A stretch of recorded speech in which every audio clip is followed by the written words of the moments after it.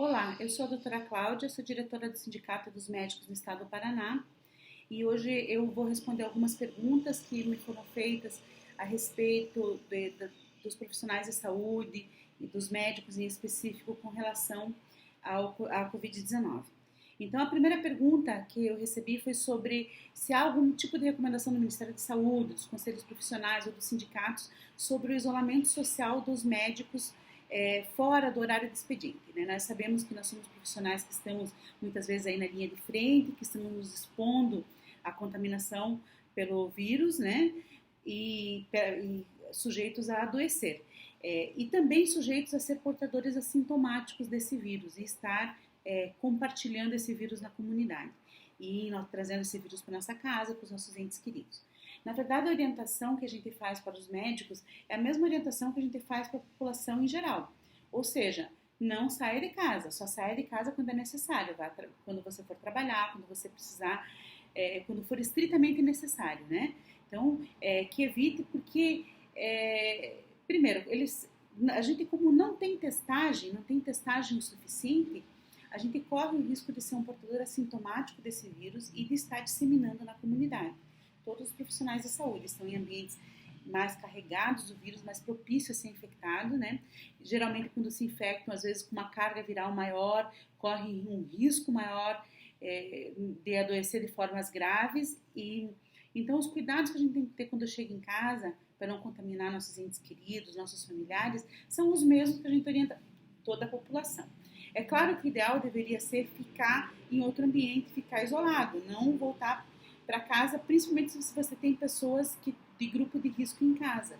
Se você tem idosos que moram com você, se você tem pessoas com doenças crônicas, pessoas que corram o risco de adoecer de uma doença mais grave, né? De uma forma da doença mais grave.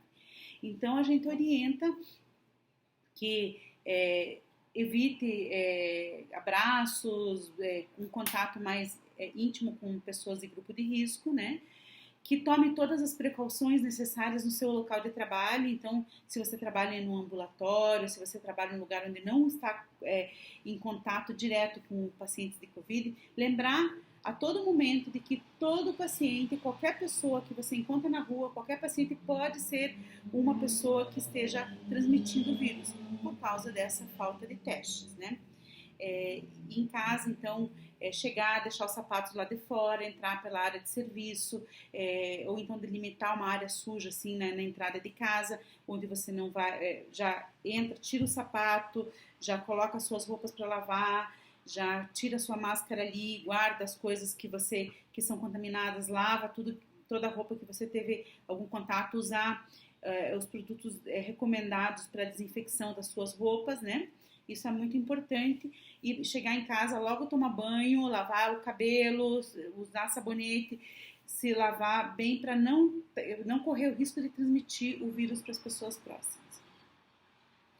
Quanto a outra pergunta que me foi feita, se o Sindicato dos Médicos tem o número total de médicos infectados no Paraná, a gente não tem acesso a esse número. A gente tem pedido, a gente já tem solicitado às autoridades que nos encaminhem esses números do total de profissionais infectados, mas como eu falei, é um número que vai estar subestimado porque nós não temos testagem suficiente. Nós temos vários profissionais de saúde e médicos que tiveram sintomas respiratórios, foram afastados e não foram testados.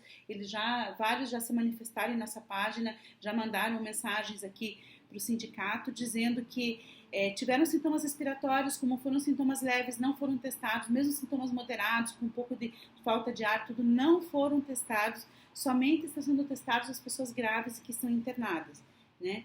Então, nós não temos o total de óbitos e de óbitos de médico. O que a gente sabe é o que está aí pela imprensa, que até ontem era um total de 7 óbitos de médicos, hoje eu vi 3 óbitos de médicos no Amazonas. Então, no Brasil inteiro tem vários médicos que já faleceram por causa do Covid-19, 18 profissionais da área da saúde com óbito por causa disso. O total de infectados, a gente não tem um levantamento, não há testes o suficiente, nem para as pessoas que já morreram com sintomas respiratórios sugestivas de Covid, então a gente não tem como ter esse levantamento mais exato.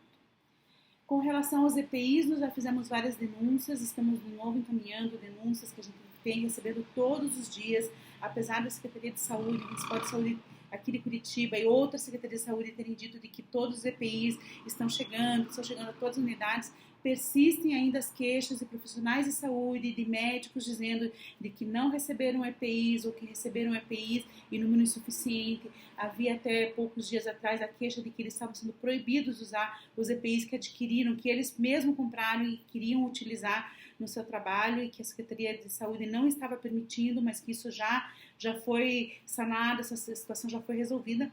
Mas ainda muitos profissionais, por exemplo, a gente tem recebido queixas dos CAPs, que são pacientes que trabalham, são médicos que trabalham com pacientes com transtornos mentais. Esses pacientes, ou dependência química, esses pacientes podem estar contaminados pela mesma questão que nós sabemos que não há teste suficiente, então a gente tem que partir do princípio de que todo mundo pode ser um contaminador, né?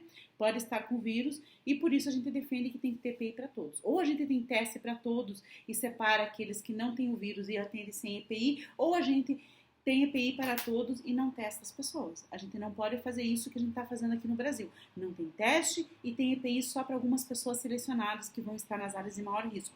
Todos estamos em área de risco. Todo mundo que convive com outras pessoas, que fala, que examina, que vai olhar uma garganta de uma criança, está se expondo ao risco, mesmo que essa criança não tenha sintoma respiratório, tenha sintoma abdominal, por exemplo, que tenha algum outro tipo de sintoma, pode ser um potencial contaminador, uma pessoa que tem o vírus, esteja sintomática respiratória e esteja contaminando.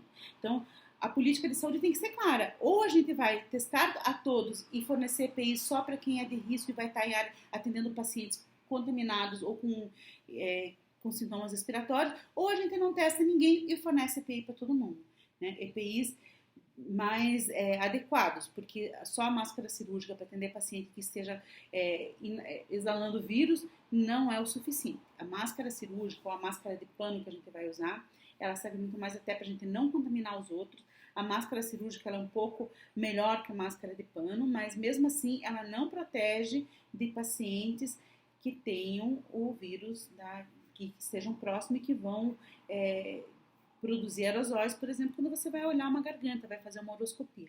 Tá?